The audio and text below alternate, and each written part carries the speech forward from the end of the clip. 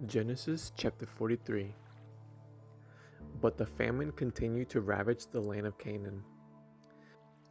When the grain they had brought from Egypt was almost gone, Jacob said to his sons, "Go back and buy us a little more food." But Judah said, "The man was serious when he warned us. You won't see my face again unless your brother is with you. If you send Benjamin with us, we will go down and buy more food. But if you don't let Benjamin go, we won't go either." Remember, the man said, "You won't see my face again unless your brother is with you." "Why were you so cruel to me?" Jacob moaned. "Why did you tell him you had another brother?" "The man kept asking us questions about our family," they replied. "He asked, 'Is your father still alive? Do you have another brother?' So we answered his questions. How could we know he would say, 'Bring your brother down here'?" Judah said to his father, "Send the boy with me and we will be on our way. Otherwise we will all die of starvation, and not only we, but you and our little ones. I personally guarantee his safety. You may hold me responsible if I don't bring him back to you. Then let me bear the blame forever." If we hadn't wasted all this time, we could have gone and returned twice by now. So their father, Jacob, finally said to them, "If it can't be avoided, then at least do this. Pack your bags with the best products of this land. Take them down to the man as gifts: balm, honey, gum, aromatic resin, pistachio nuts, and almonds. Also, take double the money that was put back in your sacks, as it was probably someone's mistake. Then take your brother and go back to the man. May God Almighty give you mercy as you go down before the man, so that he will release Simeon and let Benjamin return. But if I must lose my children, so be it." So the men packed Joseph's gifts and doubled the money and headed off with Benjamin.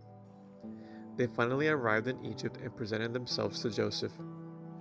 When Joseph saw Benjamin with them, he said to the manager of his household, "These men will eat with me this noon. Take them inside the palace. Then go slaughter an animal and prepare a big feast." So the man did as Joseph told him and took them into Joseph's palace. The brothers were terrified when they saw that they were being taken into Joseph's house. "It's because of the money someone put in our sacks last time we were here," they said. "He plans to pretend that we stole it. Then he will seize us, make us slaves, and take our donkeys." The brothers approached the manager of Joseph's household and spoke to him at the entrance of the palace. "Sir," they said, "we came to Egypt once before to buy food. But as we were returning home, we stopped for the night and opened our sacks. Then we discovered that each man's money, the exact amount paid, was in the top of his sack. Here it is. We have brought it back with us. We also have additional money to buy more food. We have no idea who put our money in our sacks." "Relax. Don't be afraid," the household manager told them. "Your God, the God of your father, must have put this treasure into your sacks. I know I received your payment." Then he released Simeon and brought him out to them. The manager then led the men into Joseph's palace. He gave them water to wash their feet and provided food for their donkeys. They were told they would be eating there, so they prepared their gifts for Joseph's arrival at noon. When Joseph came home, they gave him the gifts they had brought him, then bowed low to the ground before him. After greeting them, he asked, "How is your father, the old man you spoke about? Is he still alive?" "Yes," they replied. "Our father, your servant, is alive and well." And they bowed low again. Then Joseph looked at his brother Benjamin, the son of his own mother. "Is this your youngest brother, the one you told me about?" Joseph asked. "May God be gracious to you, my son." Then Joseph hurried from the room because he was overcome with emotion for his brother. He went into his private room, where he broke down and wept. After washing his face, he came back out, keeping himself under control.